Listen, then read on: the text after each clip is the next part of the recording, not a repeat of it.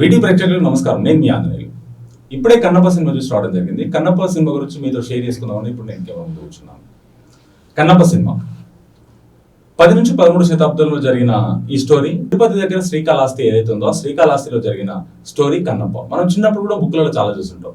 శివలింగానికి కాలు పెట్టి విల్లుతోటి విల్లుకున్న బాణంతో కన్ను తీసి శివలింగానికి పెడుతున్నది. ఒక కన్ను పెట్టి ఇంకో కన్నును తీస్తున్న దృశ్యం మనం చాలా బుక్లలో కానీ అక్కడిక్కడ కానీ చూసినా మనం నేర్చుకున్న దాని గురించి.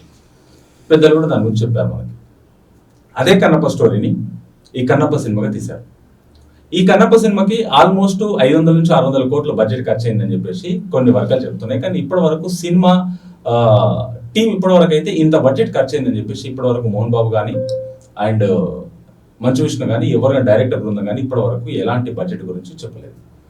కాకపోతే దీంట్లో బ్రహ్మాండమైన యాక్టింగ్ చూసుకుంటే మోహన్ బాబు గారిది, దాంతోపాటు ప్రభాస్ గారిది, విష్ణు గారు కూడా చాలా బాగా చేశారు. కానీ లాస్ట్ హాఫ్ అన్ అవర్ మాత్రం ఇరగదీశారు. హాఫ్ అన్ అవర్ 40 మినిట్స్ ఏదైతే ఒక భక్తుడు భగవంతునికి ఎలా దాసోహం అవుతాడో, భగవంతుని దగ్గరికి నాస్తికుడు భగవంతుని చేరుకోవడంలో ఎలాంటి ప్రయత్నం ఉంటుందో దానికి మాత్రం ఆ యాక్టింగ్కి విష్ణుకి మాత్రం 100కు 90 మార్క్స్ ఇవ్వచ్చు.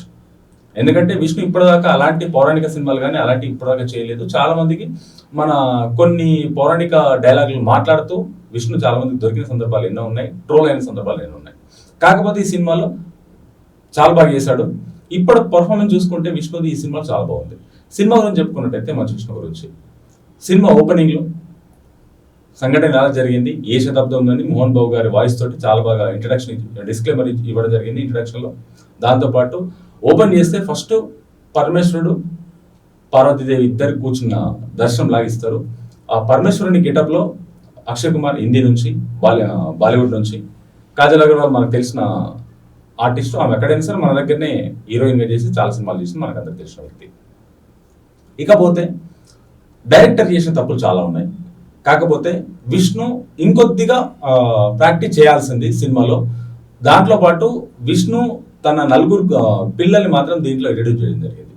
ఒకప్పుడు మనము రామాయణం తర్వాత లవకుశుల సినిమా చూస్తాం. లవుడు కుశుడు ఇద్దరు కవల పిల్లలు ప్రచారం చేస్తూ అయోధ్యలో జరిగిన రాముడి గురించి ప్రచారం చేస్తూ తన తండ్రి అని తెలియకుండా ప్రచారం చేసే వ్యక్తులు ఎలా అయితే ఉంటారో అలా ఇద్దరు టిన్స్ని తీసుకొని భక్త కన్నప్ప గురించి ఆ మంచు విష్ణు పిల్లలు ఎవరైతే ట్విన్స్ ఉన్నారో అమ్మాయిలు, ఆ ఇద్దరు అమ్మాయిలు ప్రచారం చేస్తుంటారు గూడెగూడానికి తిరిగి గ్రామానికి తిరిగి. అది బాగుంది, అది కల్పితమైన బాగుంది, చాలా బాగా అనిపించింది జనాలకి. ఎందుకంటే అందరు కూర్చుంటారు, పిల్లల నుంచి పాట పాడుతూ డ్యాన్స్ చేస్తూ పిల్లలకి ఎక్స్ప్లెయిన్ చేయడం, జనాలకి ఎక్స్ప్లెయిన్ చేయడం చాలా బాగుంటుంది. స్టోరీకి వెళ్తే ఒక 5-6 గూడాలు ఉంటాయి. 5 గూడాలకు జరిగిన సంఘటన, 5 గూడాల్లో జరిగిన స్టోరీ. 5 గూడాల్లో వాయులింగం ఉంటుంది. వాయులింగం ఎవరికి తెలియదు. మోహన్ బాబు గారు వేద పండితుడు, వేదశాలి. దాంతోపాటు మోహన్ బాబు గారు ఒక్కరే వచ్చే వాయులింగానికి పూజ చేసి వెళ్తున్న రోజులు అవి. ఆ రోజుల్లో ఈ గూడాలు చుట్టుపక్కల గూడాలు ఉంటాయి.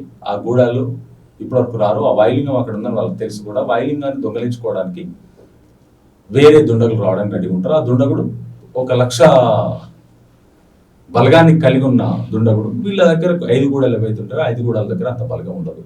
ఈ 5 గూడాల్లో తినొక్కడు. 5 గూడాల్లో ఉన్న వ్యక్తి వీళ్ళందరినీ వాళ్ళ నాన్న కోఆర్డినేట్ చేస్తాడు. వాళ్ళ నాన్న అందరినీ కలుపుకొని దగ్గరికి వెళ్ళాలనుకుంటాడు. వాళ్ళ నాన్న తిరిగిన చిన్న గొడవై అంటే అమ్మాయి కోసం గొడవై బయటకు పంపించేస్తాడు. బయట ఉంటారు. నెమలి అనే క్యారెక్టర్ అమ్మాయి కూడా బాగానే చేసింది. మన తెలుగు అమ్మాయి కాకపోయినా సరే అమ్మాయి కూడా చాలా బాగానే చేసింది.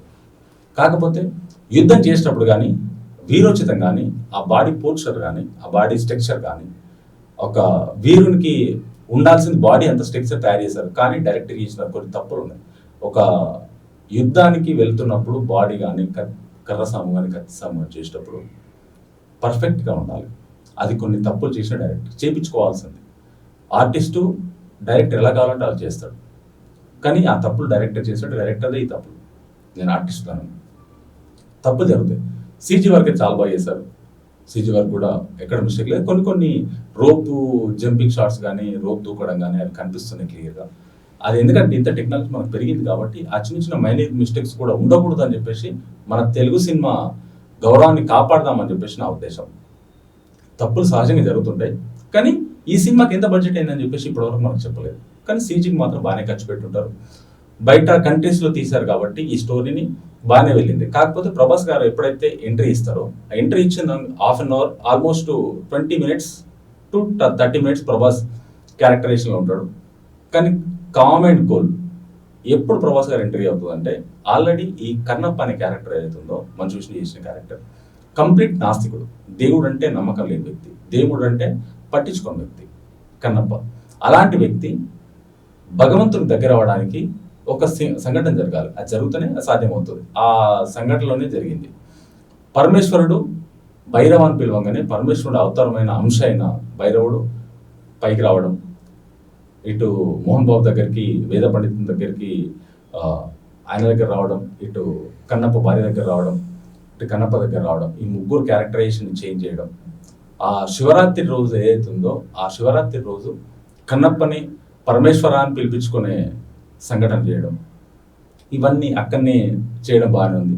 తర్వాత పోయిన తర్వాత కూడా అంత సంఘటన అయినాక కూడా ఆ యుద్ధం అవన్నీ పక్కన పెడితే ఏదైతే భక్తికి సంబంధించిన వ్యక్తి భగవంతునికి భక్తుడు దగ్గర కావాల్సిన సందర్భం ఏదైతుందో ఈ 1 hour కానీ విష్ణు బ్రహ్మాండంగా దీంట్లో లీలమై యాక్టింగ్ చేశాడు, బాగా తీశాడు. 100కు 90% విష్ణు ఒప్పుకోవచ్చు. ఎందుకంటే ఇట్లాంటి క్యారెక్టరేషన్ ఇప్పటివరకు చేయలేదు. ఈ చేసిన క్యారెక్టరేషన్ బాగా చేసాడు. కానీ యుద్ధాలు అవి అయితే చూసుకున్నట్టయితే చిన్న మైనర్ మిస్టేక్స్ ఉన్నాయి. 1,00,000 మంది సైన్యంతో వచ్చిన వ్యక్తిని అంటే ఒక చిన్న దాంట్లో చంపేయడం జరిగింది.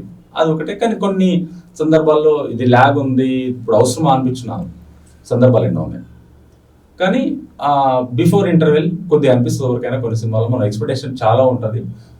ఒక ఎక్స్పెక్టేషన్ పెట్టుకొని పోతే ఇలాగే ఉంటుంది. కానీ కొన్ని ల్యాగ్స్ ఉన్నాయి, కొన్ని సీజీ మిస్టేక్స్ ఉన్నాయి, కొన్ని డైరెక్టర్ మిస్టేక్స్ ఉన్నాయి. కానీ దాన్ని అధిగమిస్తూ మోహన్ బాబు గారు కానీ, ప్రభాస్ గారు కానీ, మోహన్ లాల్ గారు కానీ, ఇటు మన ప్రభాస్ గారు కానీ, విష్ణు కానీ చాలా బాగా చేశారు. క్యారెక్టరైజేషన్కి 100% న్యాయం చేసిండు. ఎంతవరకు చేయాలో అంతవరకు చేశాడు. మన పురాణ చరిత్రని 13వ శతాబ్దంలో జరిగిన చరిత్రని అంతకుముందుకు ద్వాపర యుగంలో అర్జునుడు ఇంకో జన్మెత్తింది కన్నప్ప. ఆ కన్నప్ప ఆత్మ శివైక్యం అవ్వడానికి ఈ స్టోరీ అంతా. కానీ విష్ణు మాత్రం దీంట్లో బాగా చేశాడు. డబ్బు ఎంత ఖర్చు అయిందో తెలియదు. లొకేషన్ చాలా బాగున్నాయి, సీజీ వర్క్ బాగుంది. లొకేషన్ వాళ్ళు ఎంచుకున్న ఒక్కొక్క లొకేషన్ చాలా బాగుంది. కళ్ళకు గ్రీనరీ, కళ్ళకు కట్టినట్టుగా చాలా ప్రశాంతంగా ఉంది లొకేషన్స్ మాత్రం. ఇప్పటి వరకు తెలుగు సినిమా అలాంటి లొకేషన్స్లో చాలా తక్కువ తీశారు. ఎక్కడో ఒకటి ఉంది. అలాంటి లొకేషన్లో తీయడం, అలాంటి ఫారెస్ట్లో తీయడం, అలాంటి ప్రదేశాల్లో తీయడం, మనం కూడా చూడడానికి, ఆ లొకేషన్ చూడడానికి వెళ్ళాలి, మన స్టోరీని మనం తెలుసుకోవడానికి వెళ్ళాలి. సినిమా మాత్రం చాలా బాగుంది. మీరందరూ కంపల్సరీ థియేటర్కి వెళ్ళే చూడండి, ఆ ఎక్స్పీరియన్స్ అవుతారు. అంటే సినిమా అన్నప్పుడు, మనిషి అన్నప్పుడు చిన్న చిన్న మిస్టేక్స్ అవుతాయి, జరుగుతూనే ఉంటాయి. కానీ ఆ సినిమాలో మాత్రం విష్ణు లాస్ట్ 1 hour ఏదైతుందో క్యారెక్టరేషన్ చాలా బాగుంది, చాలా బాగా చేశాడు. ముందు ల్యాగ్స్ ఉన్నాయి, అది కామన్, ఏం కాదు. మీరందరూ సినిమా థియేటర్కి వెళ్ళి సినిమా చూడాలని కోరుకుంటున్నాను. నేను మీ ఆంజనేయులు. Thank you.